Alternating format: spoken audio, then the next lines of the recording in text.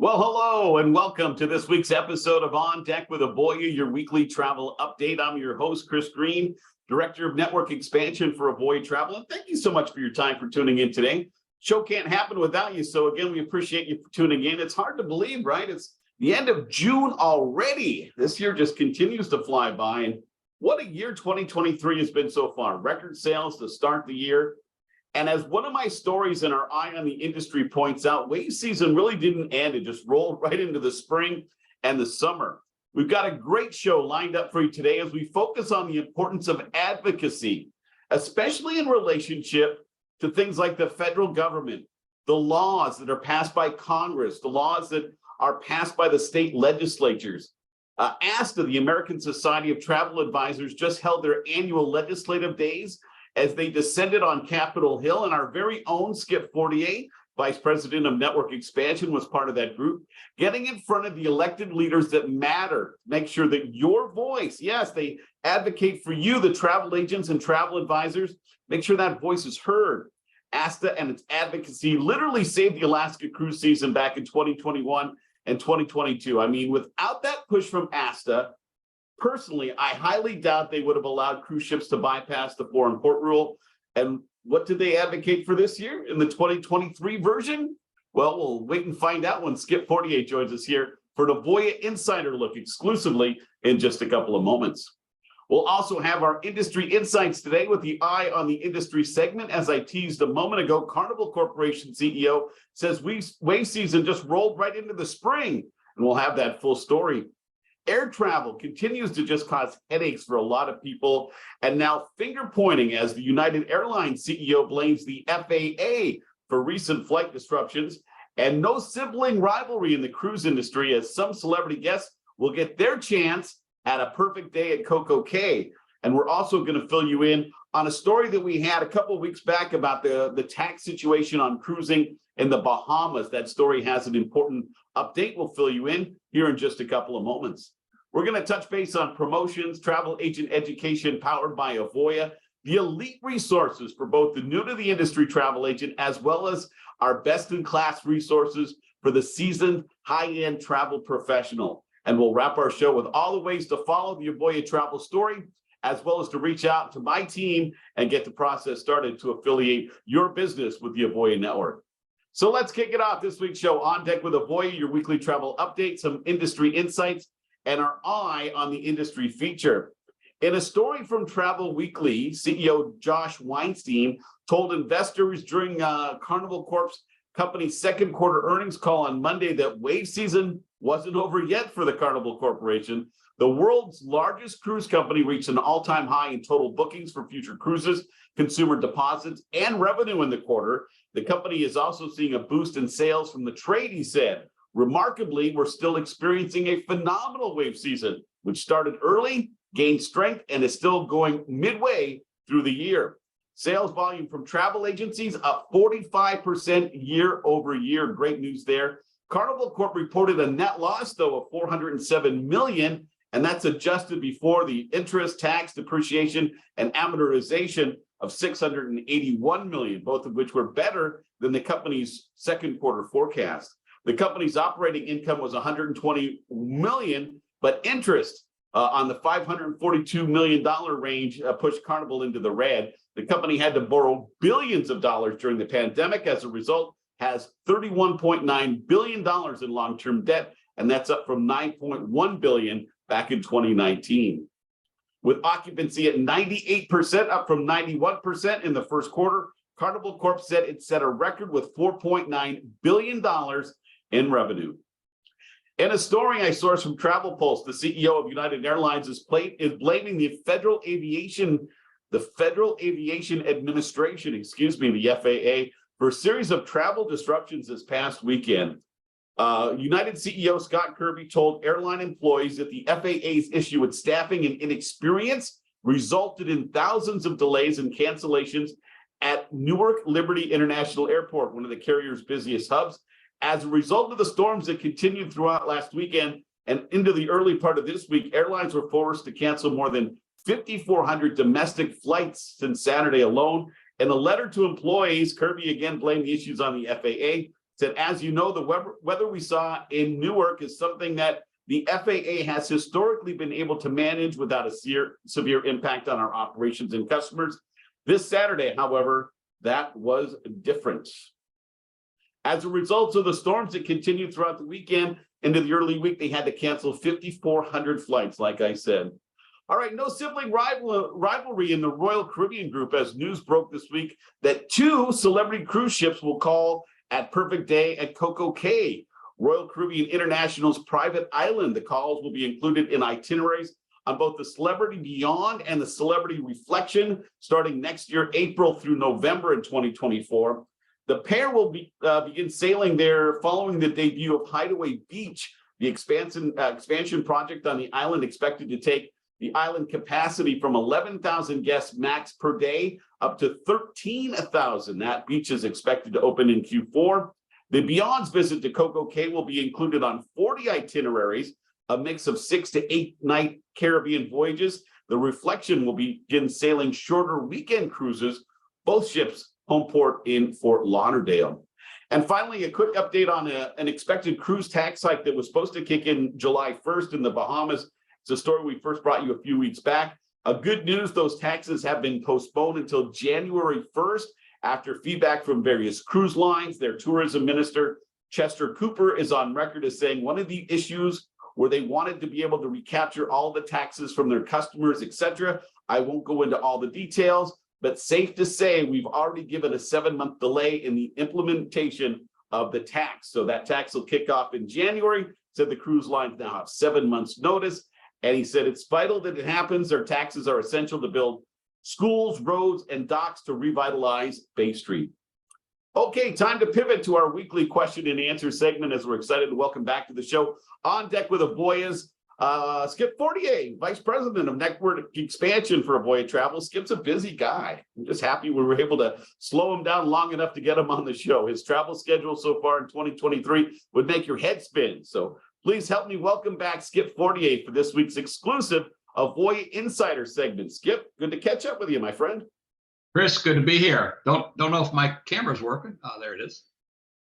There we go. Now it is good to see you. Before we jump into our interview, Skip, can you give us your quick history in the travel industry and how you became the VP of Network Expansion for Avoya Travel? Sure. So I've been in the business almost 40 years. Started my career with United Airlines. From there, worked for Bellagio, worked for a couple agencies, and 16 years ago, I came to Avoya Travel as an independent affiliate, where I was real successful for 4 years. And at that time, they asked me to sell my agency and if I could come on and run the network expansion division, which I've been doing now coming up on 12 years. So what are some of the main responsibilities that you have, Skip, as the Vice President of Network Expansion? And how does that have a positive impact on those who are in the Avoya network? Sure. So, you and I are managing the team for our network expansion specialists. So we're the team responsible for bringing independent affiliates into the network. So, our mission is to provide the best information we can to people that are either new to travel, new entrepreneurs are coming in, or experienced agencies that have a large book of business and they're looking for our technology and our resources and everything that Avoya has to offer. So that's one area of my responsibility. You and I both travel to all the trade shows, some major trade shows throughout the year that we represent Avoya. And in addition to that, I represent Avoya Travel with CLIA and with ASTA and with PATH. So I'm the vice chairman of the Starboard Committee for CLIA. I'm on the board of directors for PATH, which is the Professional Association of Travel Hosts. And I'm on the Corporate Advisory Committee for ASTA. So all of these things here are the main goal is to exposure to the industry, to stay on top of what's happening in the industry for our network, and to be able to provide the best information we can to keep our network strong. It kind of dovetails into my next question, Skip, because last week you participated, as you do on an annual basis, in the ASTA Legislative Days. I talked a bit in my open how important ASTA is in fighting for the rights of the travel advisor community. Can you give us some of the details of what happened in the 2023 version of this event? Sure. So I can't say enough about ASTA. For decades, they've been protecting our industry. and ASTA is the Association for Travel Advisors. So this is your association that's out there fighting every day for at a local, state, and especially a federal level. So you can't believe how many taxes and how many different opportunities that politicians seize to take money away from, I call it the low-hanging fruit. So they see the travel industry as a great opportunity to add taxes and transition fees and all kinds of take money out of your pocket. So ASTA's main goal out here is to try to educate the politicians so they understand what the travel industry means to them. Every state in the union has tourism. I don't care if it's in Idaho or California or Florida. And tourism itself is $2 trillion worth of business for this country. It's a big industry. So this week we had an opportunity. We had, for the first time, all 50 states represented. So we had a travel advisor or an executive from every state in the union. And basically we go up on the Hill and we meet with legislators that are from our districts or where we live. So for example, I live in Virginia outside of Washington, D.C. So I saw senators and congressmen. I was able to meet with their staff and with them from the state of Virginia. Every state was represented, and it really makes a difference. Most of the federal laws that are being passed that affect the travel industry, all of the congressmen and senators, doesn't matter what state you're from, has some impact, whether it's that we need their sponsorship, whether we need them to vote on something. It's important to have our voice heard. And so how was everything received this year and last week? I mean, were they receptive to the message that you guys were sharing? Sure. So this year, like you had mentioned about the getting Alaska season back open, that was a big win for ASTA. This year we had two bills that we are really focused on. One is the FAA reauthorization bill. So every 7 years, the FAA has to have reauthorization from Congress to continue to operate, which is, you would think, is pretty easy to just reauthorize it, but it's not, because different politicians want to put different addendums into the bill. This year, there were two pieces that were really important to us that we wanted to fight. And one is a clause that was going to affect anyone that's sold airline tickets, that if there's a refund due the client, the one wording in the bill was that the refund would have to come from the travel agent or travel advisor that sold the ticket, even though the money wasn't collected by that agent. So as you can imagine, most travel advisors, most travel agents are processing an air ticket, but the money's going directly to the airlines. So we're pushing to get that out and to make the airlines responsible for refunds. And the other part are online disclosures. So there is a law out there that when you sell an airline ticket, you have several disclosures that you have to tell the consumer, and some of them are just outdated, like what type of insecticide is used on the plane. And some of them are regarding fees and are regarding third-party contracts, like if you fly a shuttle with United or Maryland or American, they're American Eagle or United Express. Those are not United Airlines or American Airlines planes. They're third-party companies that operate under that name. So what we were pushing was streamline the disclosures, make it something in a document that can be just provided as you do when you go online to buy something, and you just click the box that says, I understand the terms and conditions. So that was the one piece. The second piece is really important. It's the Visit America Act. So last year, they were successful in getting this bill passed. And what it was to establish an Assistant Secretary of Commerce for Travel and Tourism. The United States is one of the G20 countries. We're the only country that doesn't have a cabinet level person responsible specifically for travel and tourism. So last year we were able to get that position secure, and Joe Biden signed that. So the position is there, but just like with everything with the government, the position might be there, but it's not funded yet. So the Appropriations Committee has to come through and make the funding available. So our push and our ask this year to the congressmen and the senators was, please support this bill and please support the funding so we can get somebody into that position. I think during the pandemic, it was obvious that the travel industry was a second thought. They, of course, took care of the airlines immediately. They even went to take care of venues, like where there's concerts in different areas of our industry, but they forgot about the travel advisors. And thank goodness with the push with ASTA, we were able to get unemployment insurance for independent contractors and things like that during the pandemic. So this is just another area where we really need somebody at a cabinet level that's looking out for travel and tourism. Do they ask good questions, Skip? I mean, they seem they're engaged in the conversation and there's some solid back and forth. Or like, my impression of politicians is they've kind of got their mind made up on every issue, like so far that they don't even seem receptive to a discussion. Yeah, in many cases, some of us got to meet directly with the members. Some of us we were meeting with the chief of staffs or with their legislative aides that do actually the people that actually do the work for the congressmen and the senators. But everybody was receptive. Everybody, everybody likes travel. They understand the importance of this.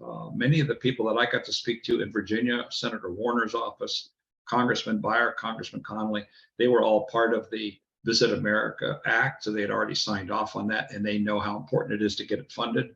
And they understood our ask on the FAA bills. And yeah, they're engaged, and it wasn't like they try to rush you out of there. You can tell when you're making progress, when you start talking about it, and then they want to talk about travel. They want to talk about experiences they've had or their bucket list. So yeah, it was very, very good. And I think all the 50 states, all of us got together afterwards. We're very pleased with our meetings.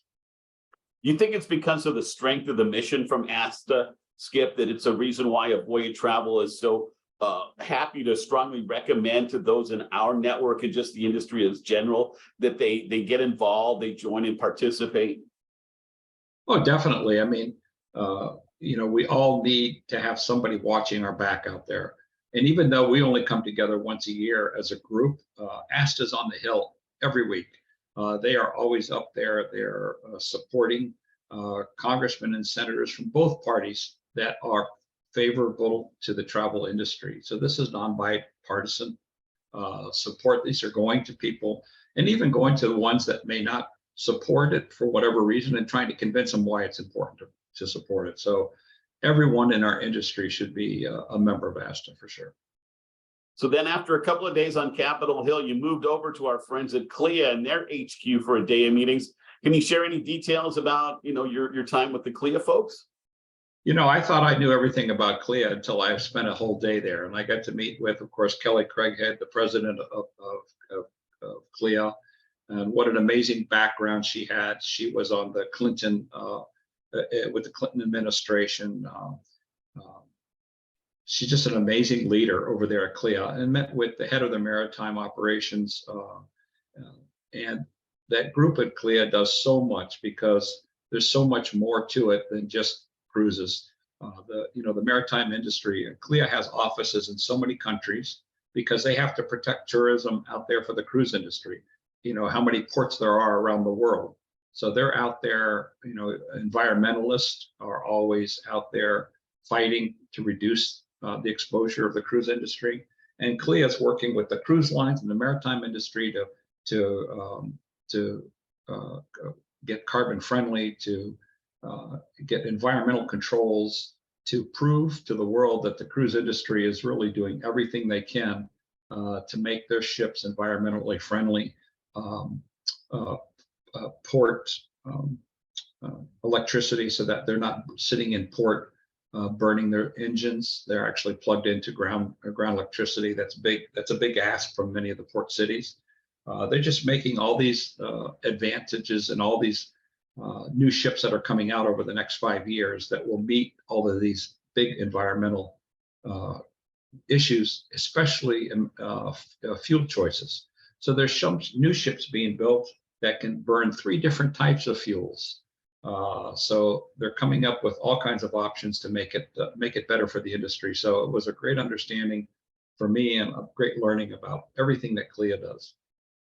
Skip Fortier, Vice President of Network Expansion, is our exclusive Avoya Insider guest today. Skip, last week we had Gina Hoyt from Travel Agent Education powered by Avoya on the show. From your high-level experience, your years in the travel industry, How vital do you think it is that, good travel education? And why do you think that's just a smart investment for a potential travel agent to make into themselves?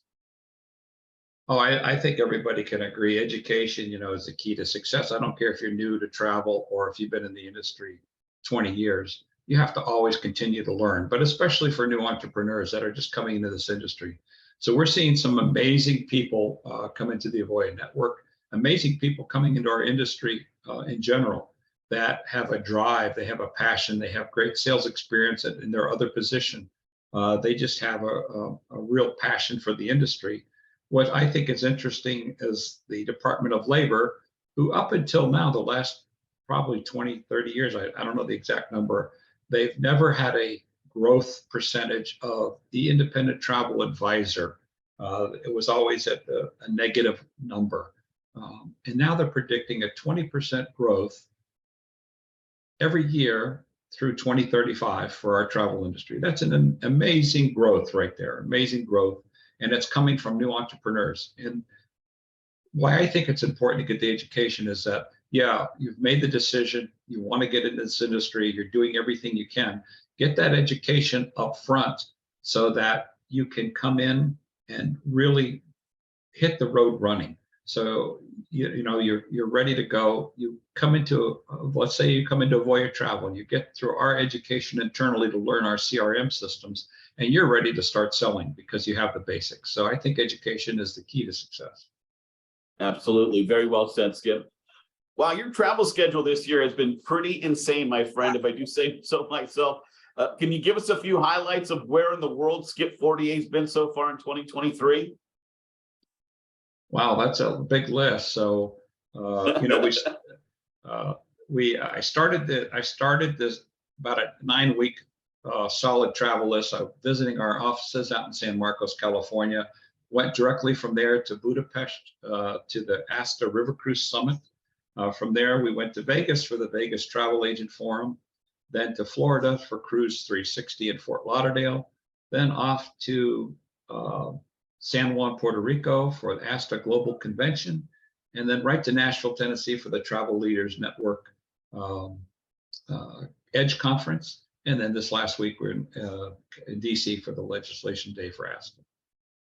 Crazy stuff. You did get a chance, though, to visit a place that's on my bucket list, the Outer Banks, North Carolina. How would you describe that destination, Skip? And was it a good time? Yeah, what's great about it, it's only a few hours from here, and we have friends that have a home down in Kitty Hawk. And I drive a Jeep Wrangler, so to be able to get down there on the beach and get up on the dunes and drive my Jeep and see the wild horses down there, it was just great.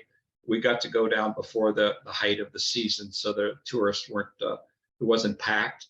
But yeah, it's great to be able to just take a break and just take a breather, especially after all that travel I've been doing. It was really, really a good time. Absolutely. Skip, before we wrap up today, I wanted to offer you a chance to maybe give our viewers a little bit of advice, maybe a pro tip or two that might help them on their way. Do you have a tip you might be able to throw their way?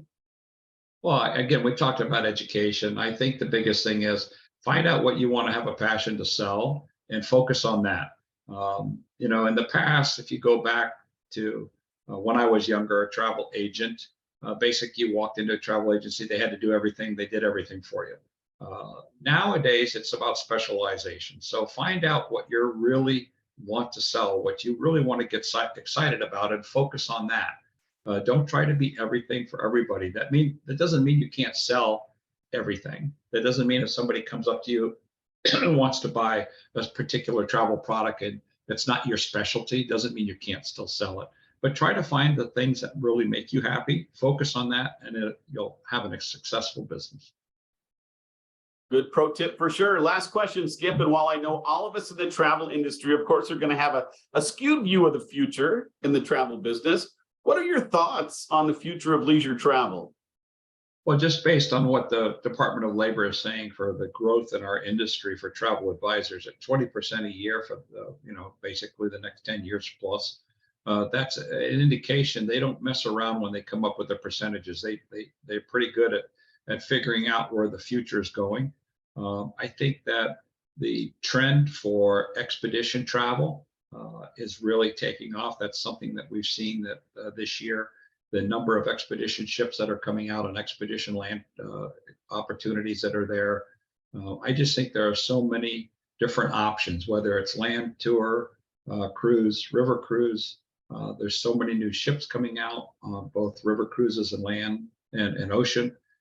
There's so many new itineraries coming out from the tour companies, new hotel and new destinations around the world. So I just see it growing tremendously. And if the pace continues like we've seen since last year and now coming into this year, and just looking at what's on the books for the next 2 years, it's nothing but a green light for everybody. I agree. Skip Fortier, everyone, Vice President of Network Expansion. Skip, thanks again for your great insights, and thanks so much for helping to fight for the rights of the travel advisor. Thanks, Chris. Great to be here as always. Next week, a special 4th of July week episode as we check in with our great friend Laura Burke, Senior Manager of Early Success at Avoya Travel.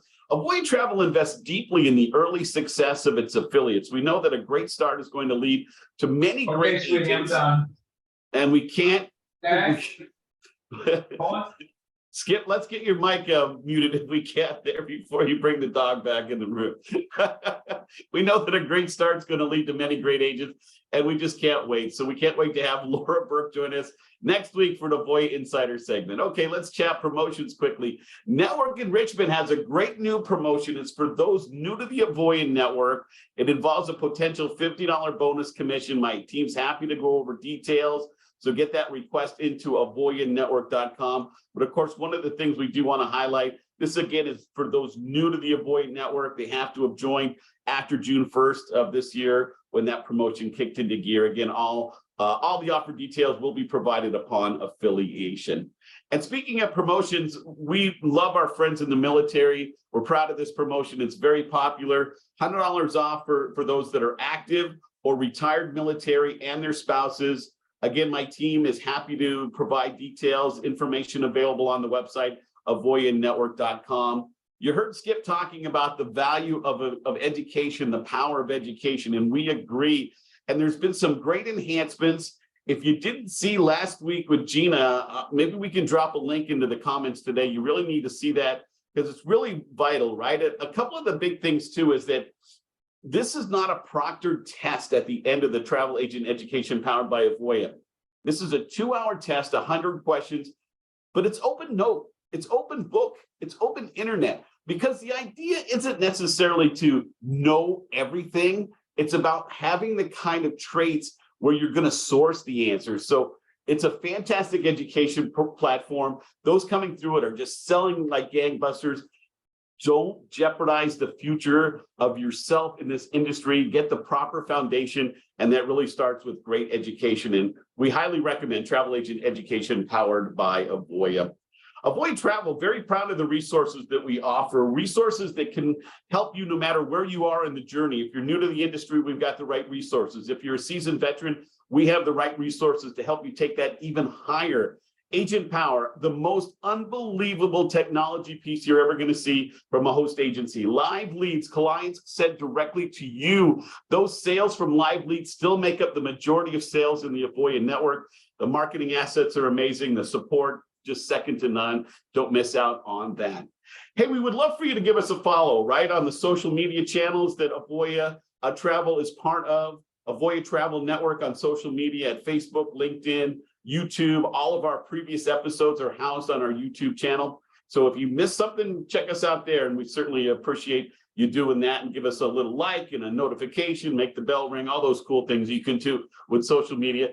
And of course, we want to hear from you at avoyanetwork.com. Reach out there. Send me an email at chris.greene@avoyatravel.com or pick up the phone and let's connect, let's engage, let's talk about travel, let's talk about your history, our history, your future, our future. Let's see if there's just a good spot there. A shared success business model is what we employ. I think it's just going to work out great for you and your business. So we hope to hear from you. Again, avoyanetwork.com. Thanks again to Skip Fortier for that great discussion. Thanks to Annabella from Trade Marketing for producing today's show. Thank you for being part of it. Have a wonderful, safe 4th of July. God bless America. We'll catch up with you soon. Take care, my friend.